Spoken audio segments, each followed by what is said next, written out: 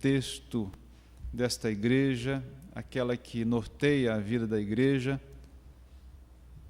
Suplicamos-te que tu estejas nesta hora iluminando cada coração e mente para o bom entendimento da tua palavra para o nosso bem. Nós te suplicamos no nome de Jesus. Amém.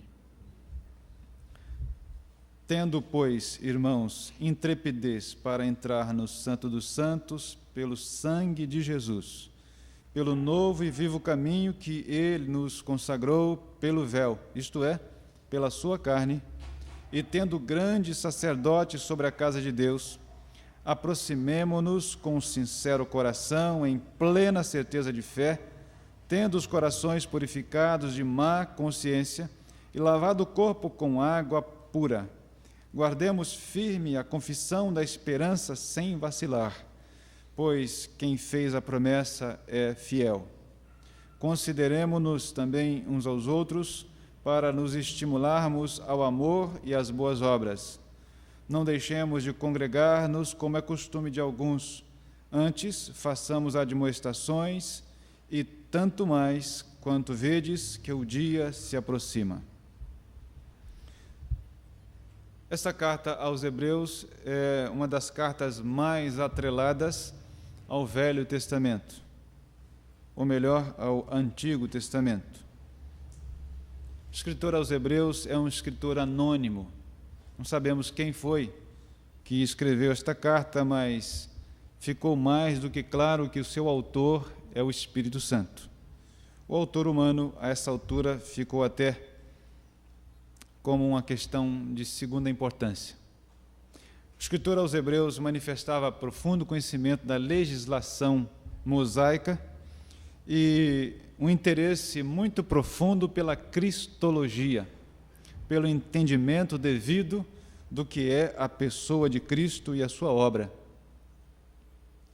O escritor aos Hebreus faz uma apologia no capítulo seguinte, capítulo 11, da fé, e faz uma referência muito grande a muitos patriarcas e etc. Fala de muitos e ainda diz a outros, a respeito dos quais se podia muito falar. E nesse capítulo 10, ele fala do sacerdócio de Cristo e da diferença que há entre a obra de Cristo e o sacerdócio levítico e o sacerdócio humano. Quando nós abordamos esse assunto parece ser assim, por demais conhecido de nós, e de fato é, mas nunca é demais nos lembrarmos destas bases da nossa fé, das instruções mais consistentes e sólidas do cristianismo. O texto nos fala, portanto, a respeito dos benefícios do sacrifício de Cristo. O Senhor Jesus foi apresentado no contexto do ambiente em que viveu, podemos dizer, o Jesus histórico. Foi apresentado como o Cordeiro de Deus, o Cordeiro eterno. E diz esse mesmo escritor, oferecido antes da fundação do mundo. Na mente de Deus, Cristo já era a alternativa. E quando os patriarcas, quando os crentes do Velho Testamento temiam a Deus, criam em Deus, eles o faziam pela graça de Deus que atuava neles. E na expectativa do Messias, eles foram salvos. Porque o Senhor Jesus é o centro da Bíblia, é o centro da salvação. Hoje, nós somos salvos porque cremos na obra de Cristo. Aqueles que viveram antes de Cristo foram salvos porque esperavam confiantemente pela vinda do Messias. Se nós hoje somos salvos porque cremos que Ele veio, aqueles foram salvos porque criam que Ele viria. De todo modo, a pessoa de Cristo, o Senhor Jesus, o sacerdote eterno, é o centro da nossa salvação e é o centro da salvação também daqueles que viveram antes de nós. O escritor agora usa expressões novas até, e a respeito da nossa comunhão com Deus, nossa aproximação para com Ele, usa palavras diferentes. Tendo, pois, irmãos, intrepidez para entrar no Santo dos Santos pelo sangue de Jesus. O escritor está falando que um dos privilégios da obra, ou decorrentes da obra de Cristo, é a perfeita comunhão com Deus.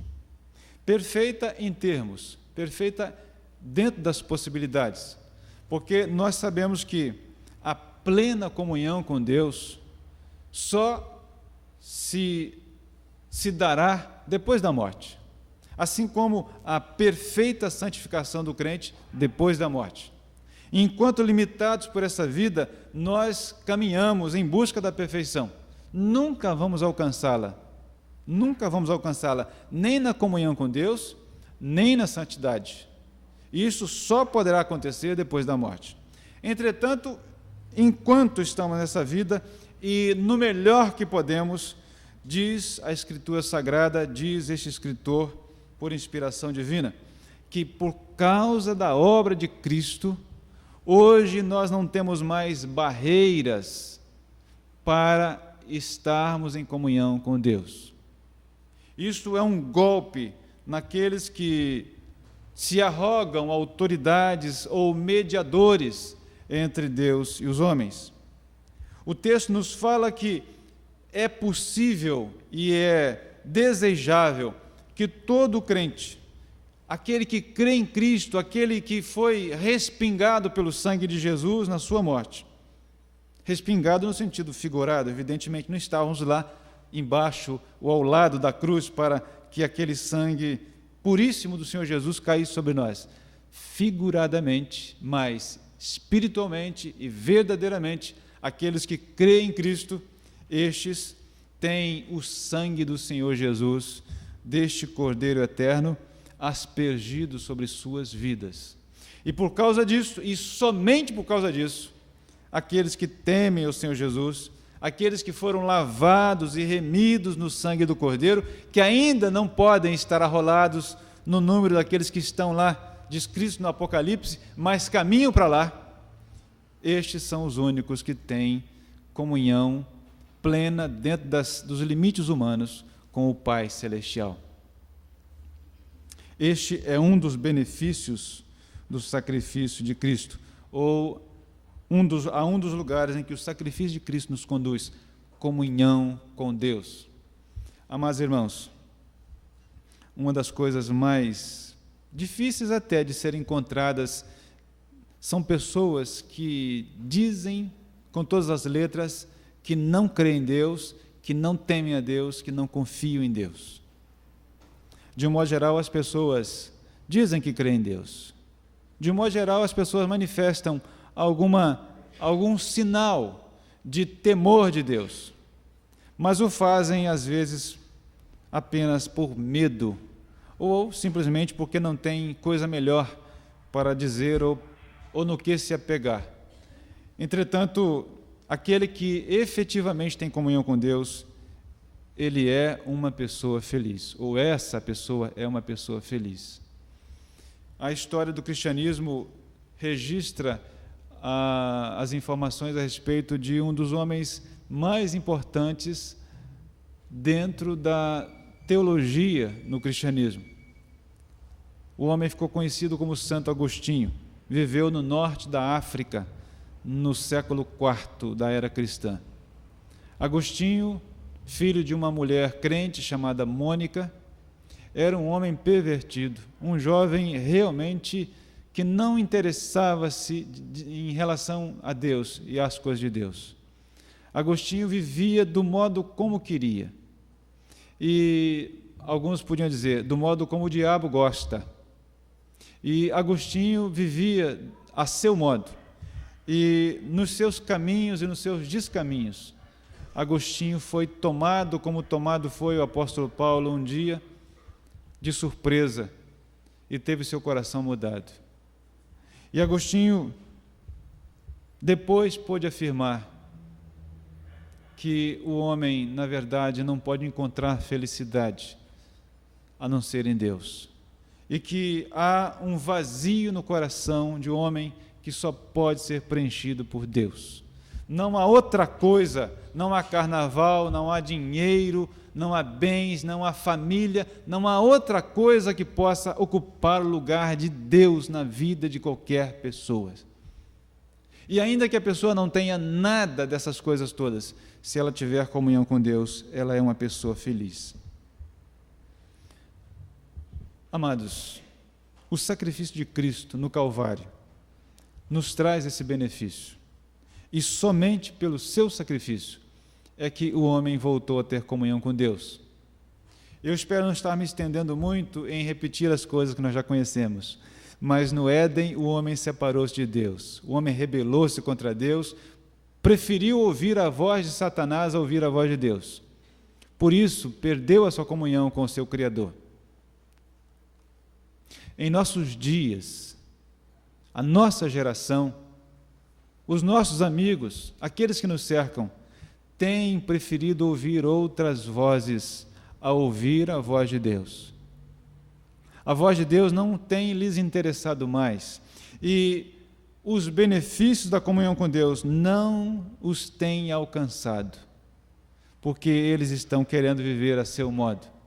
Deus, na sua misericórdia infinita, vai tirar alguns desses do caminho que estão, como tirou o apóstolo Paulo, como tirou Agostinho, como tirou tantos outros.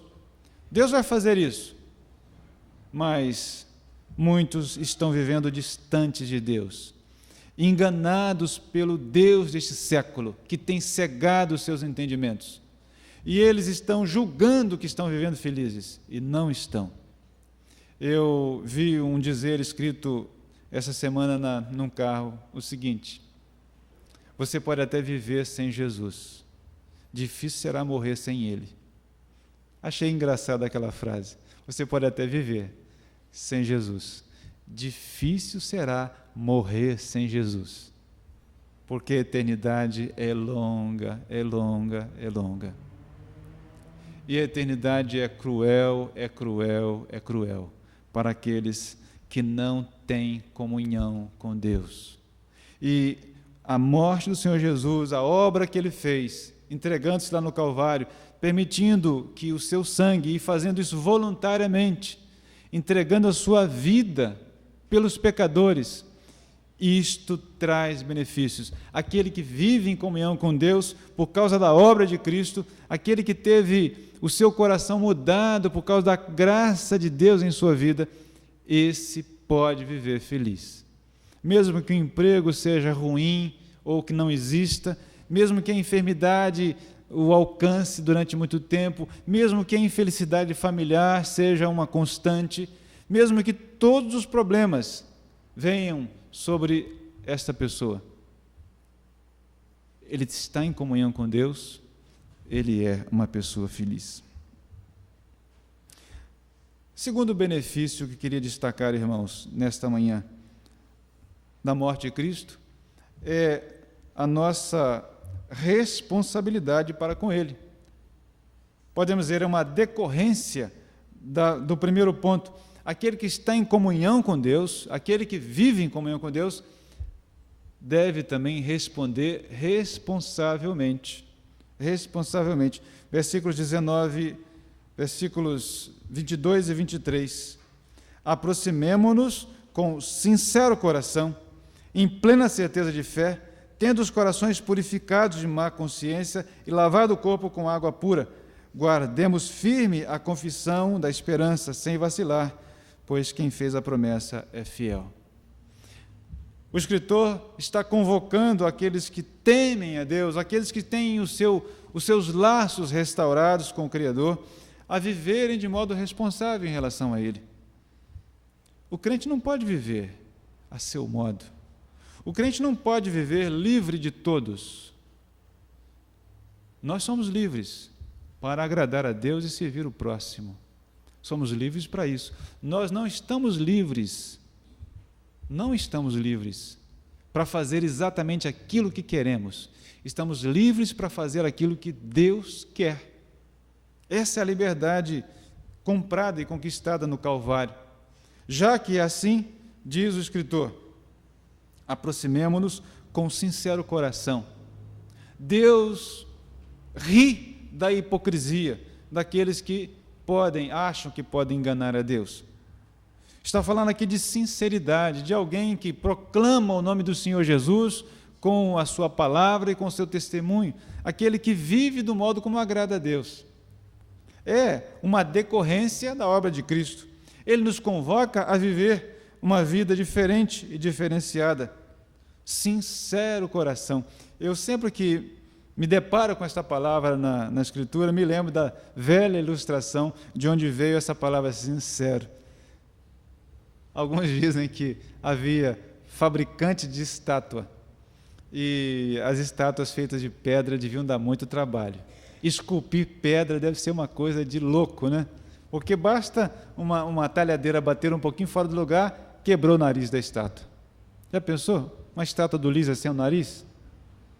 Ia ficar esquisito. Então, aquela estátua de pedra podia facilmente ter um problema na sua confecção. Nós que conhecemos e amamos a história do Brasil, precisamos visitar as cidades históricas de Minas Gerais, onde há uma coleção de estátuas de pedra feitas por um homem que nem mãos tinha. Aquele homem, alguém se lembra o nome dele? Aleijadinho. Era mineiro. Dizem que Minas não produz coisa boa, pelo menos produziu aquele e o Juscelino Kubitschek. Fazia estátuas de pedra, mesmo que não tivesse. Ele tinha o problema da hanseníase, pelo que eu sei, e ele não tinha mais os seus dedos. Eles amarravam as ferramentas aos seus braços e ele ia esculpindo de modo extraordinário, um verdadeiro milagre. Está lá naquelas cidades, acho que de Congonhas e outras por ali. Antes de morrer, eu quero visitar aqueles lugares. Aí, uma pedra, uma estátua daquelas, quebrava um pedaço fora do lugar. E aí, aquele pedaço era recolocado no lugar e colado com cera. E o vendedor de estátuas, depois, para vender aquela estátua, o comprador esperava que ali não tinha nada colado de cera. Não tinha um Super Bonder na época, né? Nem Araldite, que é mais firme. Colava com cera para tapar os furos. Só que a cera, com o passar do tempo, ela se decompõe. E se ela tomar sol, ela derrete, o buraco vai aparecer, o nariz vai cair. Vai ficar feio, está todo liso sem o nariz. Então, o vendedor dizia, ela é sincera. Lá na língua deles, ela é sem cera. Ou seja, ela é original, ela é verdadeira, ela é boa. Então, o texto está falando assim, que nós devemos nos aproximar com o coração sincero. Ora, não existe raio-x melhor do que o olhar de Deus no nosso coração. Ele vê o nosso interior. Ele vê o nosso interior. Quem duvidar disso, pode olhar o Salmo 139. Não adianta falsidade. Isso, irmãos, é um apelo veemente que é feito nesta manhã no nosso coração. Devemos viver em sinceridade diante de Deus.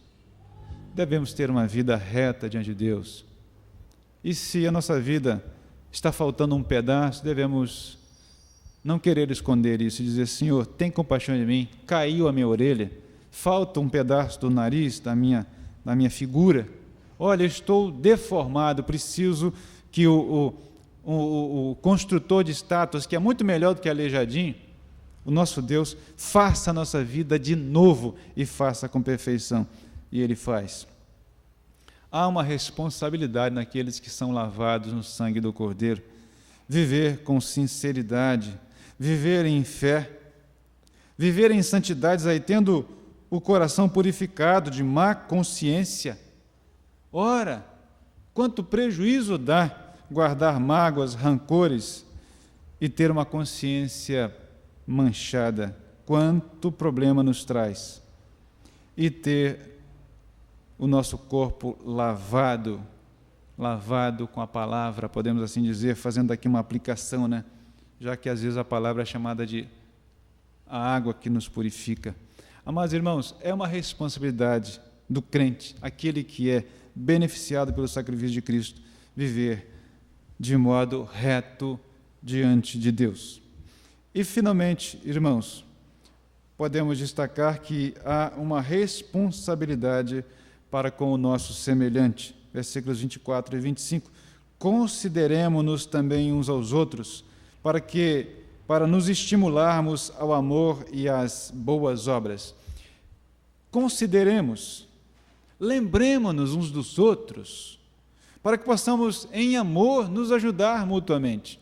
E eu fui olhar essa palavra estimularmos, para nos estimularmos ao amor, é instigar, é essa a ideia lá do original, instigar, é despertar o nosso semelhante e fazê-lo, não fazendo que ele nos ame, mas é demonstrando de modo contundente o nosso amor para com ele. Amados, são coisas as mais básicas na vida cristã. As mais básicas, entretanto, não é fora de hora o que está sendo trazido. Nós precisamos consertar a nossa vida nisto também. É absolutamente imperioso que haja um relacionamento amoroso entre irmãos. Porque João, escrevendo a sua carta, diz assim: se nós não temos condições de amar o nosso irmão, ainda aquele irmão que faz cara feia, que é maldizente, ainda aquele irmão que age contra nós, se nós não temos condições de amar o nosso irmão que estamos vendo, como vamos amar a Deus que não vemos? Então, aquele que diz que ama a Deus, João conclui, ame também o seu irmão. Então, o texto nos fala que a obra de Cristo é tão extraordinária que ela quebranta o nosso coração, o nosso ser e faz com que amemos o nosso semelhante. Porque, amados, nós somos muito exigentes com os outros. Nós somos muito exigentes.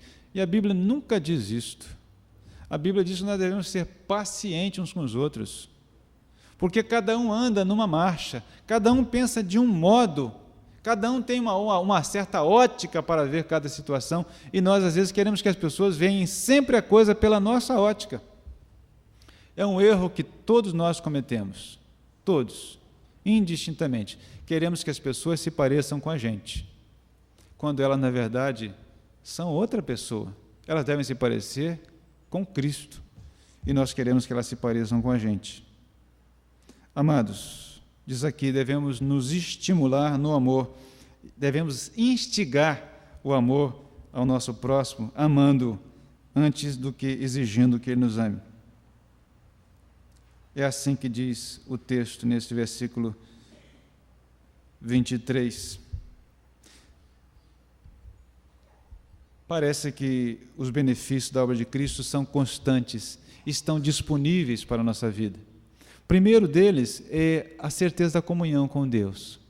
É a certeza de que, ainda que sejamos desprezados pelo mundo inteiro, nós temos condições de viver uma vida reta, uma vida feliz, uma vida de fidelidade em relação ao nosso Deus. Na certeza de que nós o amamos porque Ele nos amou primeiro. Na certeza de que se nós tememos a Deus é porque Ele antes nos chamou das trevas para a luz. Ele nos escolheu antes da fundação do mundo, pôs o nosso nome no livro da vida e nos chamou para ser ovelhas de Jesus.